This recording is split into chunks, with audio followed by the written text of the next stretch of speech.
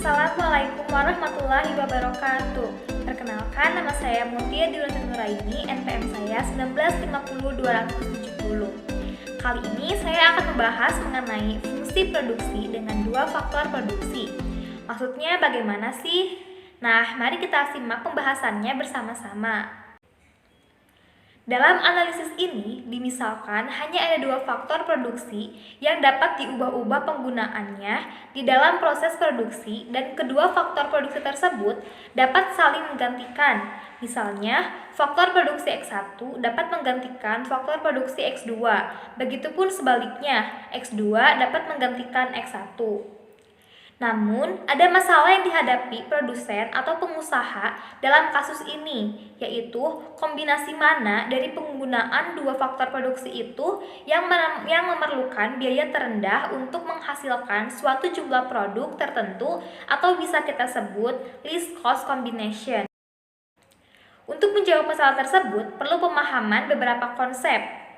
Nah, apa aja sih konsepnya? Konsep-konsep tersebut di antara lain adalah yang pertama ada kurva produksi sama, yang kedua daya substitusi marginal, yang ketiga ada garis harga. Tiga konsep tersebut akan kita bahas bersama-sama, simak dengan baik ya. Mari kita bahas mengenai kurva produk sama terlebih dahulu. Kurva produk sama atau biasa juga kita sebut isoquant atau isoproduct. Nah, isoquant ini itu apa sih? Isoquant adalah kurva yang menunjukkan berbagai kemungkinan kombinasi dua input variabel untuk menghasilkan tingkat output tertentu. Nah, bisa kita lihat dalam tabel ini disajikan contoh kemungkinan kombinasi penggunaan input X1 dan X2 untuk menghasilkan 100 unit output atau Y dan 150 unit output atau Y. Dari tabel ini dapat digambarkan dua isoquant untuk dua output, yaitu untuk 100 unit dan 150 unit. Isoquant mempunyai sifat-sifat yang serupa dengan indifference curve. Cembung ke arah origin, menurun dari kiri atas ke kanan bawah. Kurva yang terletak lebih kanan atas menunjukkan tingkat output yang lebih tinggi. Isoquant juga bisa didapatkan dari fungsi produksi. Misalnya, kita mempunyai fungsi produksi yaitu Y sama dengan 2X1 ditambah 4X2. Dari fungsi ini, kita ingin mendapatkan isoquant untuk output Y sama dengan 100 unit. Fungsi tersebut menjadi 100 sama dengan 2X1 ditambah 4X2, lalu pindah ruaskan 100 dikurangi 4X2 sama dengan 2X1, sehingga hasilnya yaitu 50 min 2X2 sama dengan X1. Dari persamaan tersebut bisa diperoleh berbagai nilai X1 dan X2 seperti bisa dilihat dalam tabel. Kita masukkan saja, dimisalkan X2-nya itu adalah 1, maka X1-nya itu jika Y-nya 100 yaitu 48. Data pada tabel tersebut juga dapat digambarkan ke dalam kurva isoquant-nya. Dengan cara yang sama dapat dibuat isoquant untuk Y sama dengan 150, 200 dan seterusnya.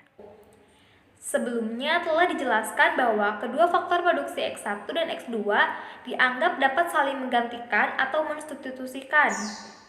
Kemampuan mensubstitusi itu disebut daya substitusi marginal atau marginal rate of technical substitution. Daya substitusi marginal dari X1 untuk X2 atau MRTS X1 X2 didefinisikan sebagai jumlah penggunaan X2 yang harus dikurangi apabila terdapat penambah penggunaan 1 unit X1 untuk menghasilkan sejumlah produk tertentu. Berikut ini diberikan contoh mencari marginal rate of technical substitution dari data yang telah ditabulasi. Dalam hal ini diambil dari tabel yang dapat dilihat di layar ya. MRTS juga dapat dicari dari fungsi produksi. Misalnya, dipunyai fungsi produksi yaitu Y sama dengan F X1 dikali X2, maka kita dapat menemukan marginal rate of technical substitution ini sebagai berikut. Dapat dilihat ya di layar cara mencari marginal rate of technical substitution ini.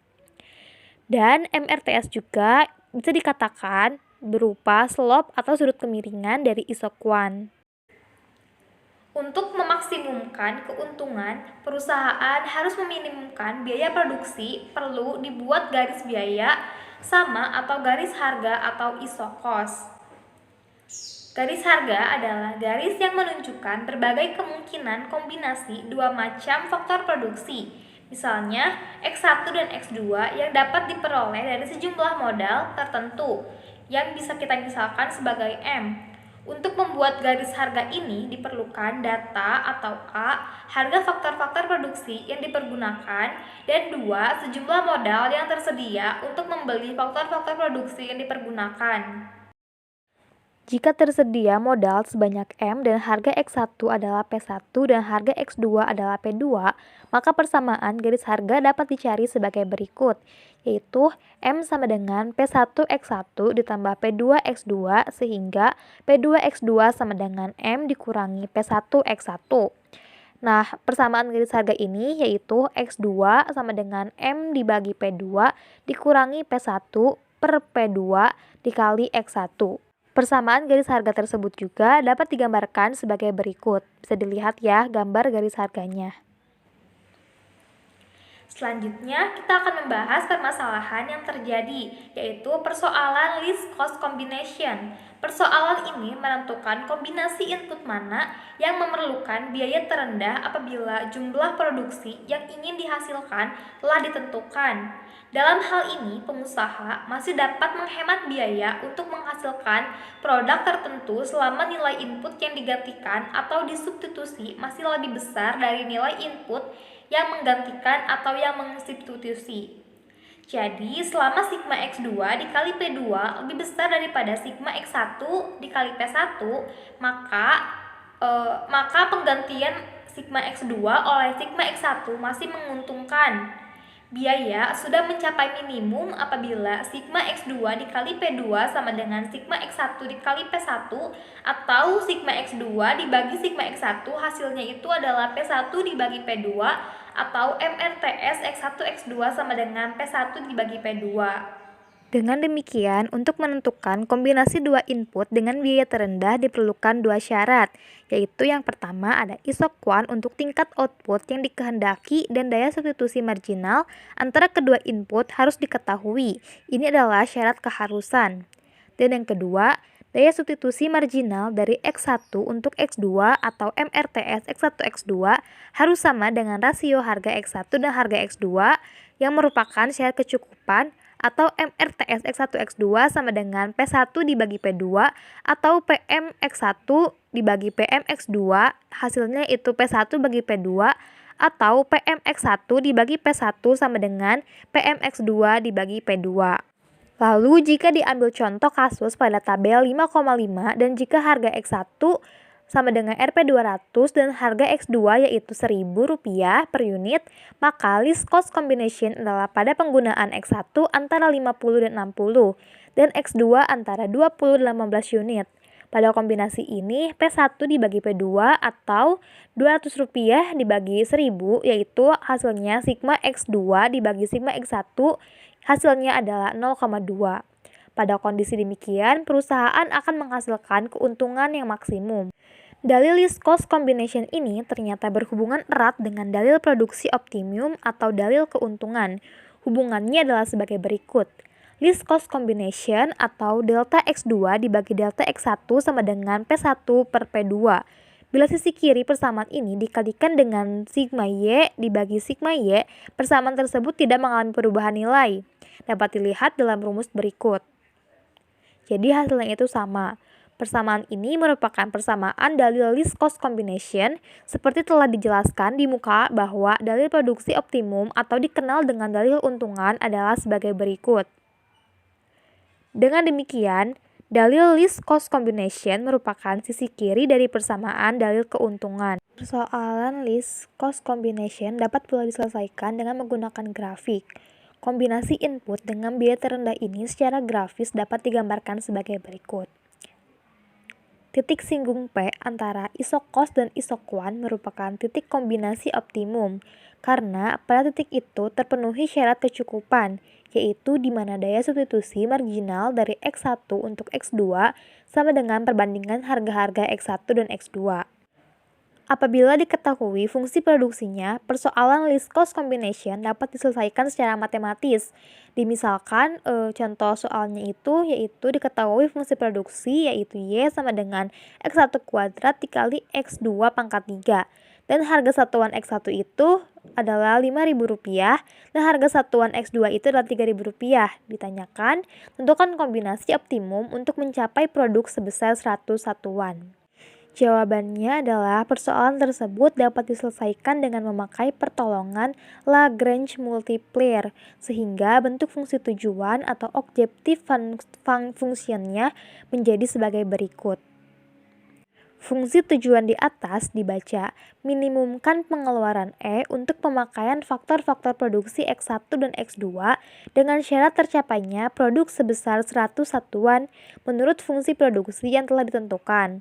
Agar fungsi E minimum, maka derivatif pertama dari fungsi tersebut terhadap X1, X2, dan lambda harus sama dengan 0, sedang derivatif kedua harus positif.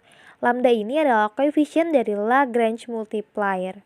Lalu kita jadikan persamaan yang pertama yaitu 5.000 dikurangi 2 lambda X1 X2 pangkat 3 sama dengan 0.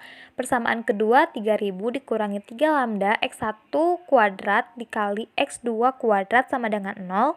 Persamaan ketiga yaitu X1 kuadrat dikali X2 pangkat 3 dikurangi 100 sama dengan 0. Dari persamaan yang pertama kita hitung yaitu menjadi 2 lambda X1 dikali X2 pangkat 3 sama dengan 5.000 dihasilkan yaitu koefisien Lagrange multipliernya sebesar 5.000 dibagi 2 X1 dikali X2 pangkat 3. Lalu dari persamaan tersebut juga yang 3 lambda X1 kuadrat dikali X2 kuadrat sama dengan 3.000 diketahui koefisien Lagrange multipliernya 3.000 dibagi 3x1 kuadrat dikali x2 kuadrat. Lalu kita jumlahkan menjadi 3.000 per 3x1 kuadrat dikali x2 kuadrat sama dengan 5.000 dibagi 2x1 dikali x2 pangkat 3. Lalu kita kali silang, hasilnya menjadi 15.000 x1 kuadrat dikali x2 kuadrat sama dengan 6.000 x1 dikali x2 pangkat 3. Lalu kita perkecil sehingga menghasilkan kita perkecil dibagi 3.000, hasilnya itu 5x1 sama dengan 2x2. Diketahui. Lalu x1-nya itu 0,4 dan x2-nya itu 0,4x2 dan x2-nya itu ada 2,5x1. Dari persamaan ketiga yaitu x1 dikali x2 pangkat 3 sama dengan 100 yaitu menjadi x1 kuadrat dikali 2,5x1 pangkat 3 sama dengan 100. Dijumlahkan menjadi 15,625 x1 pangkat 5 sama dengan 100. Maka x1 pangkat 5-nya itu adalah 100 dibagi 15,625. Hasilnya itu 6,4. Maka X1-nya itu adalah akar 5 dari 6,4 yaitu 1,45 dan X2-nya itu adalah 2,5 dikali X1. Tinggal dimasukkan saja tadi X1-nya diketahui 1,45, maka X2-nya itu jumlahnya 3,625. Jadi dengan kombinasi X1 sama dengan 1,45 dan X2 3,625, biaya produksi dapat diminimumkan untuk memproduksi 100 satuan produk. Biaya produksi tersebut adalah 5.000 dikali 1,45 ditambah 3.000 dikali 3,625. Jadi hasilnya itu adalah Rp18.125. Sekian pembahasan kali ini, semoga kalian semua dapat mengerti dan memahami. Tetap semangat dalam belajar. Assalamualaikum warahmatullahi wabarakatuh.